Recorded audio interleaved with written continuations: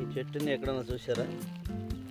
ఇది ఎక్కడైనా విలేజ్ల సైడు, సిటీల్లో, పొలాల్లో,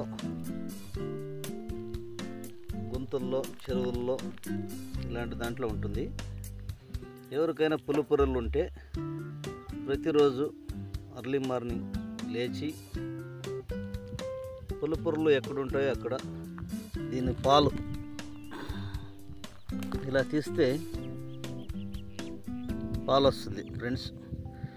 ఈ పాలని పులుపుర ఎక్కడుంటుందో అక్కడ ఇలా పెట్టాలి. ఇలా డైలీ రాస్తూ ఉంటే రోజు రోజుకి ఆ పులుపురలు పడిపోతాయి.